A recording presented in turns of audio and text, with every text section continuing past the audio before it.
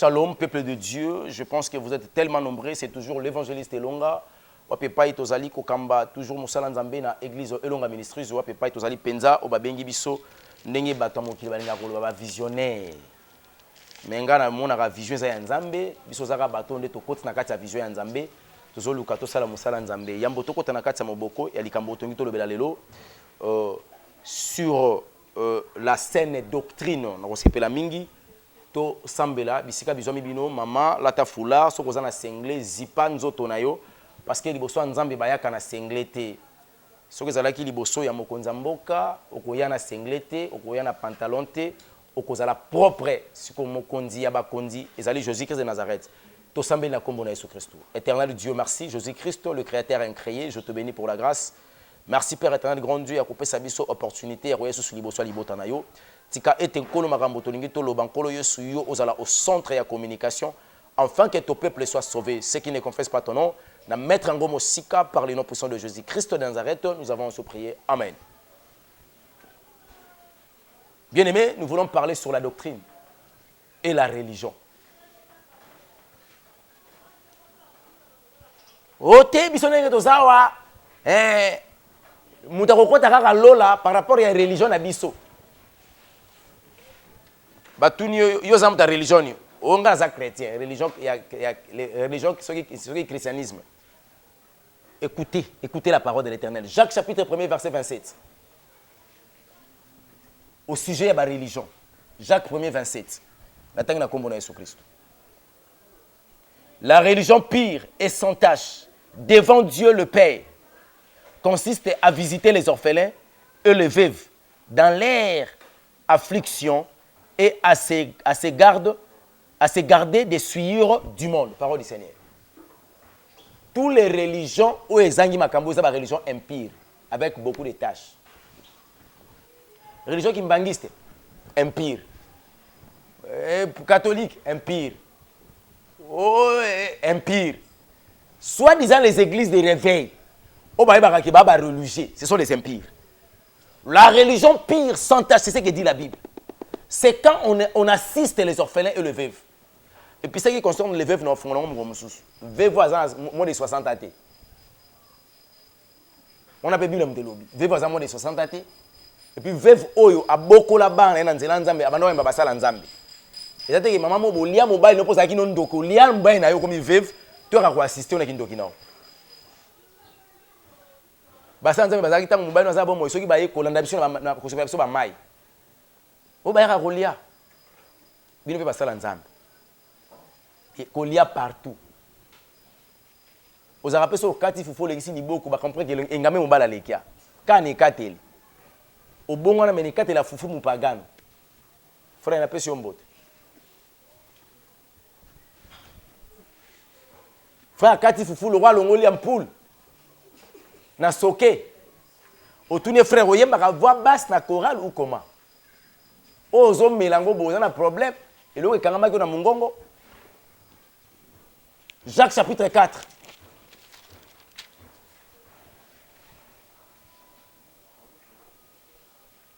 Du premier verset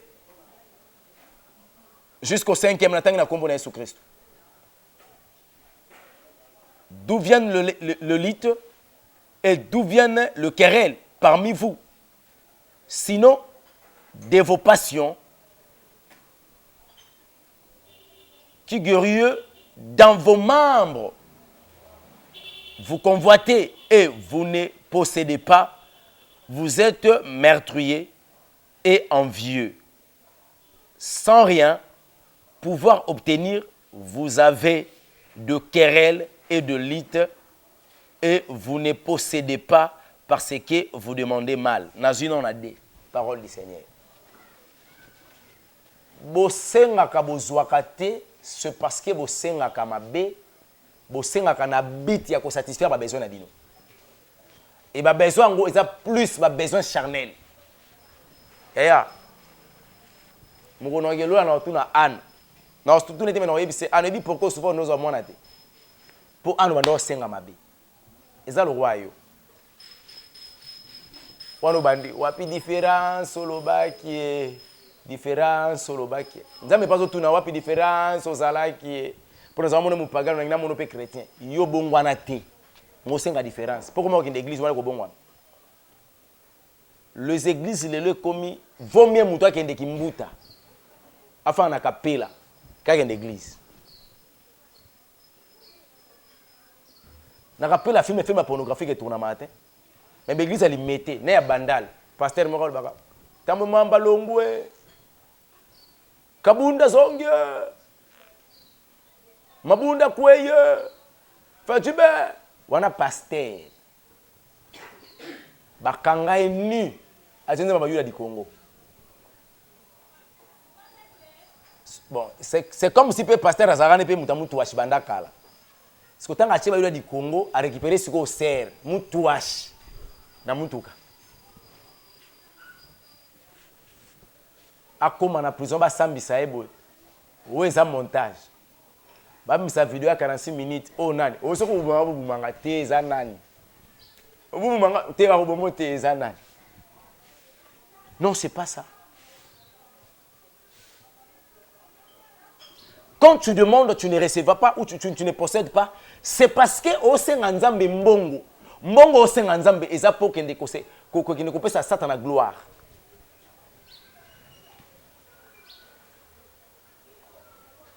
Tu demandes l'argent pour consommer un pantalon. C'est pour la gloire du Satan. Pour honorer un démon qu'on appelle l'élite, démon et impudicité. Pour honorer un démon qu'on appelle Asher, un démon d'ambiance. Et les gelanga, non, mon Asher, Asher, c'est votre esprit. Wana bar. Okata ba line na luketo. Line. Siko cheli boko boy. Ibo moto mo si mutema. Oyimba siko oza assassin. Amour nanga assassin nanga yo oza assassin. Bolola mobala fandi na charisme o me la bière. Abinzemo na ngango mingi. Moi so kango assassin. Ozo ka nzemba bolingo. Bolingo ezaka na assassin. Ba musicien monde ba pagano ba disciple Satana, ba évangéliste à Satan. Ba tikala koyemba jamais nzemba bolingo. On vous chante seulement ba insanité na ba déception et vous collez ça avec amour. Orani pe misu. Oza assassin. Assassin na nga yo. O amour assassin na nga yo. Frère moka yembi ayo bisa mwasi na lobi. Wana mwasi na yeso diza bala e. Okata na mosiso yo kaka batumawa. On sait que bakabona bango. Parce que maweza soute passer. Wana pe yo pozo chance to bon wana. Po ngani oyeme we milanza bona beto mbata. Okata na mosiso yo kaka batumawa. Yo mosisa wana oya associé baninga balongola yo. Onzemba bolingo. Oh. Tu me traites une personne sans cœur. Ça devient une chanson d'amour. Et vous collez aux autres que c'est collé dans ma cambouana. Tu demandes de l'argent pour que nous soit la fête. Il y a un anniversaire. Oyo, Chamat à Rosala. Démon. Ashera à Rosala.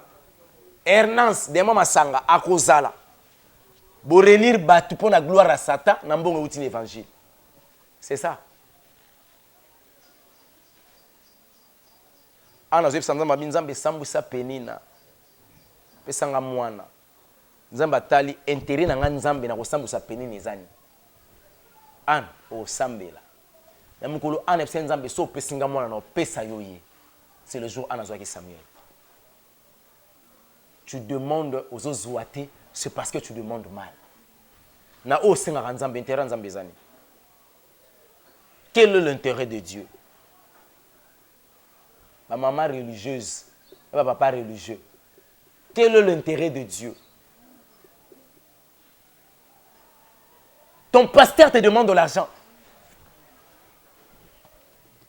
Quel est l'intérêt de cet argent?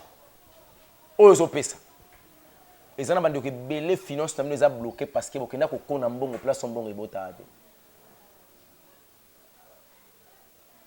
Ils sont au PC d'hymne, soit offrande. Et pas un homme de Dieu. Azola ngwache carburant full climatiseur atina 800 na kati kuna azoka chala mwana wana na mbongo frand abando benga ser. Allô, tu es où? Kutanga kuna na 14e. A komina ser basali makambo na bango ba mesana kosala. Azwi mbongo évangile. Apesi ser. Et puis yoso c'est la bénédiction na retour. Mbongo nkola pesa na mutoki ya pasi, OK ko pesa mbongo pona gloire à Satan. Non conseil bino bo kabela ba pasteur te, o baza ba fo, bo pesa bango te. Soit qui vont monter dans cette église, place pour prier. Et ça plus appel de fonds que appel de âmes. Bobima, et soit ça.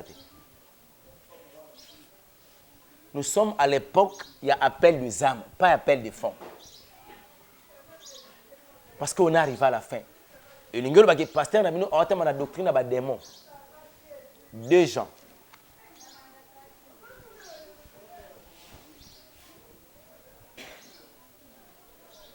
2 Jean chapitre 8. Verset 11. Prenez garde à vous-même, afin de ne pas prendre le fruit de votre travail, mais de recevoir une pleine récompense. Quiconque va plus loin et ne demeure pas dans cette doctrine de Christ n'a pas Dieu. On a point virgule. Bible me lobby.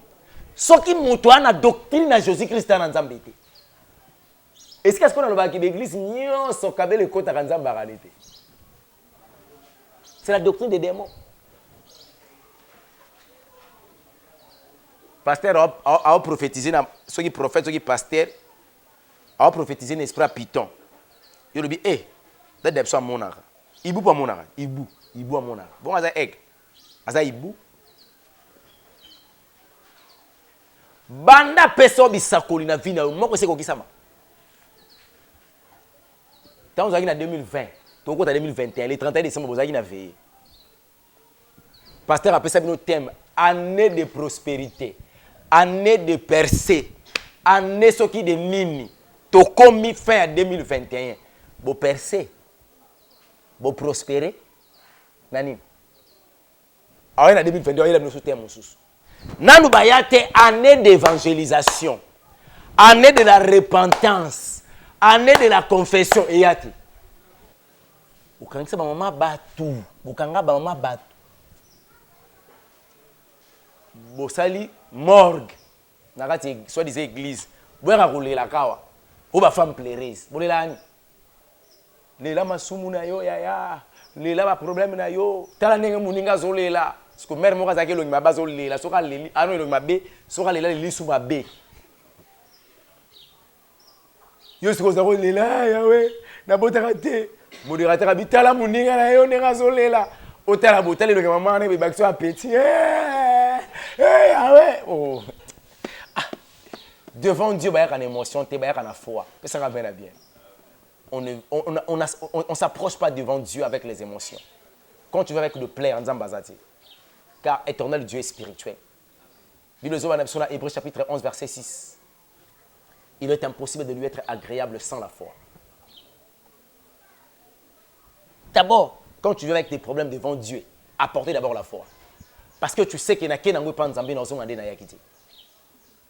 Yo qui pense maintenant ma misu kolela na yoka mama razolela na tale longine bo ser kitoko akitina mutuka nzoka lela lokwa avec gaou moi c'est dans là c'est rosa textuellement avec gaou ni lelele aone la ni o mobile c'est est-ce que tant on confesse ka masumulela pe bo li sume soit kondenge kozana mobile soyo. Le péché faut zokisa yo. Péché faut ça le passe. Sans comme il bien un chrétien au soumu qui pas cité, au normaliser les soumu, aux arrêter dans les lieux de tourment. Tu vis dans les lieux de tourment. Le péché doit te déranger. Bon les larabongo. Bon panzelo ko na ba femme plaireuse. Bon panzango. Bon ce que l'examen ba tukuna kinda ko lelaka. Moi ça libala tikinda kuna OK apna ko lela. Ake kuna siso lela yemi se vimbi mbala bana on est fatigué bobika bobika nga okubandolo ya ndako na likofi ozana pasa olela oleli kuna oleli bien te nazo bozobisa ba litre musama ya misu Vous avez un sens. Bino le boy bisabatu que vous devez croire en Jésus-Christ. Vos problèmes trouveront une solution. Mais ça tout les là. Doctrine va démon. Si la personne vient à vous, n'apporte pas cette doctrine de Christ, il n'a pas Dieu. C'est ce que dit la Bible. 2 Jean chapitre 1er partie 9e verset. L'église pantalon au côté la doctrine des démons. Ana nzambete. Bible mtelobi. Na poussa na bale suka na 11.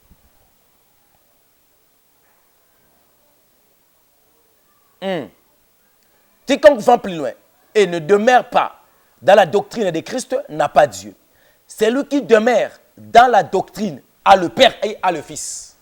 Moto a fait na doctrine, il a le Père et il a le Fils. Et ça, nous avons fait dans quoi église? À l'obate. So yekuluka ma Sophie. Vous avez makambo dans l'église abitika. Ngana zana makambo soso na mna l'église panzani. Maman. Yo so ko l'église panzani makamuni. Donc azawana amelaka kisongi songi nyoso église. Ba ka otonga ka pa na ye. Munokone koma lokwa mutalo ba pichu. Atikala bwe. Munaka. First muni. Ensuite yono. Munoko etikala chodi. Donc vina yo kotonga. Et puis otonga na kati église. Église pleine de querelles. Ezalaki, ezongaki, bango kuna basololaka te, ba chantre les impudiques. Era matin ba yembi babimi libanda. Ba yembi bayoka libanzambe te. Wana église. Moyemba na moyembi dene. Et puis tant ba sisi côté donc nzambe tango alingalo ba moyemba bimi libanda. Wana nzambe muto oloba. Na nzela mosali na ye. Moyembi abimi libanda bino yoka nzambe te. Asilisi mote ya nzamba sisi koloba. Bobengi bango ba ya koyemba aye. Asimi micro yopo fukami okangi misu. Obi frère pichwa za soka zo yemba. Tikata pichwa mandeme la bino yo. Landanga na bureau. Po eloko oyembe za sute. Molo to sa kenda. Ba yembi bokota bolanda prédication te. Et soit disant l'église est comme ça. Et meka kolando koyoka ke frère wana na sœur wana. Moi c'est mobile. Okuna likangu na yeme ba omba ba sœur ba solate. Mais ba temi libo so ba oyemba. Ba yembi. Oyebeza na moyembi moko mukalenga chaka songa maikeni soki nani abetaka mwasi bo ba ute ko divorcer bo. Frère wana est-ce que boyeba kage na mususa yemba nzimbe mwa bolingwa. Bolingo na nga ye oyo. Ah frère.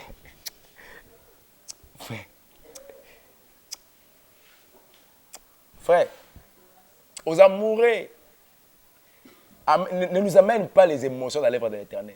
Ah, papa, les moloto ya solo. Mon sang toi kenda. Mon sang fait na lola ya solo. Afin d'aller de repos.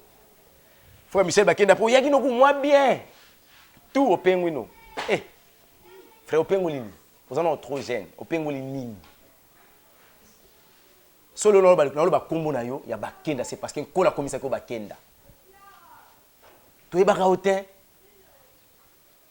Tala sika nzamba zwaka o. Akomiso bakenda lelo elonga tangi kombo na. Elonga tangi kombo na. Suka tawa no pengwi. Mukilo zongo utati. Otika kini okozwa. Ah.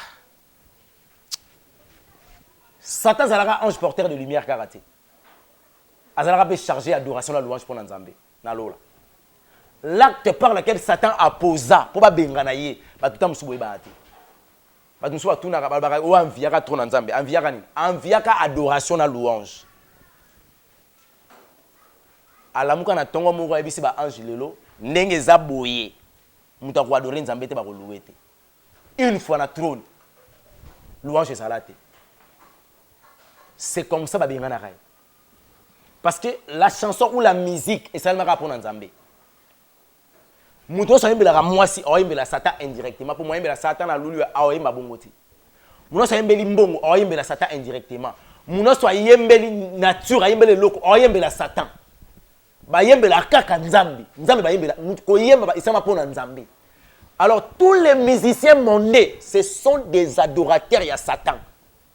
Wana yo fia papa. Tata na o sataniste. Na mono sokuna na ko tuto na mutu kasera. Ah Prophète, ceux qui prochètent, na 10e. Frère. Au cause un musicien mondain, au yéne na 4 églises, au matissé na chair. A mis ma mokil. Église c'est le roi public. Ça c'est quoi ça? Ça c'est quoi ça? La doctrine des démons est arrivée au sein de l'église.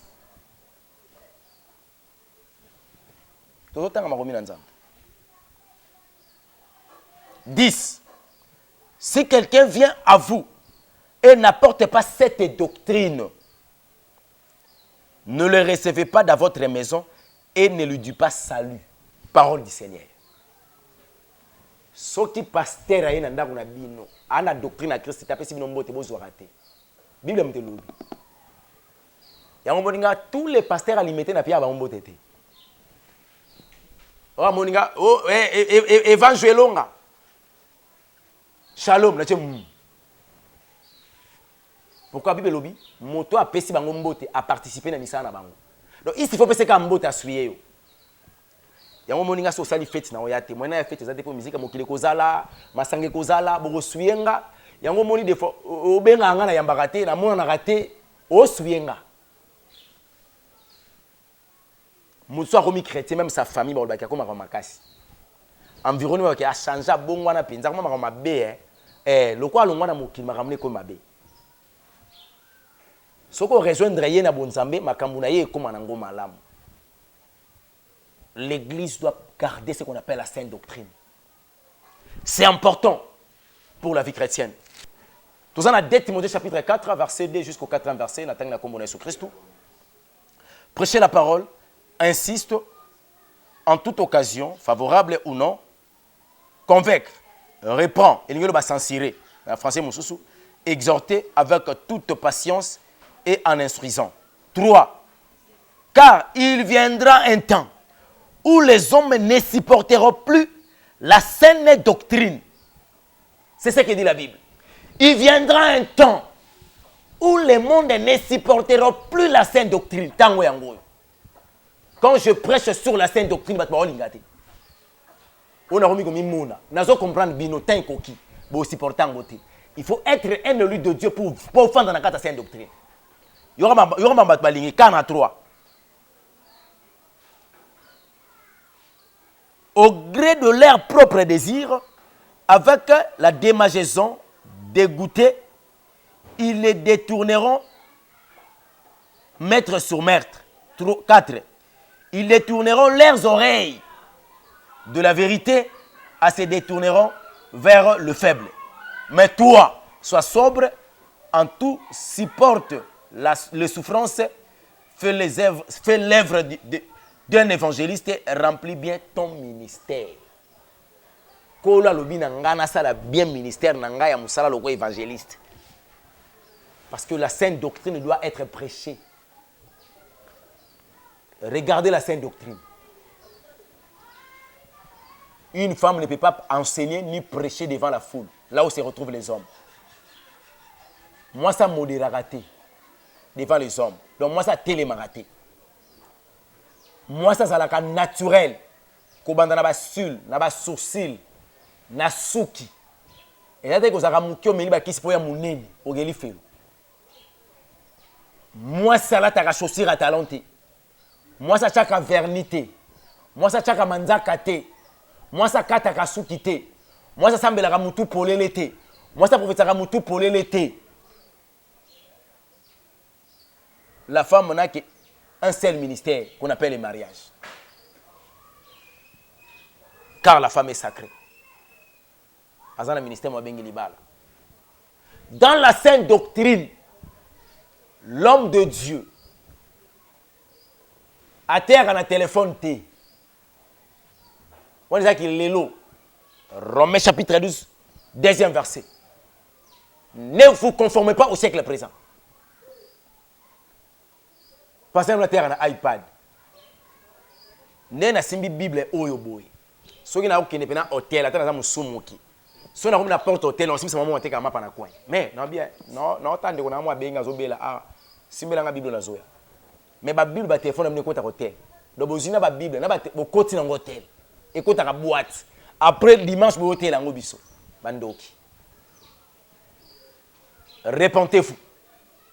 Sans cette doctrine de Jésus-Christ, le paradis est athée. Alors, les églises doivent recadrer des choses. Éviter là où la Bible a dit non. Il y a une révélation. Il n'y a pas un problème de la révélation. L'église est comme une femme dans la prophétie, dans le don. L'église est comme une femme dans le don. Le fondement de l'église, c'est la parole. Et nous devons consommer la parole, nous devons la vivre.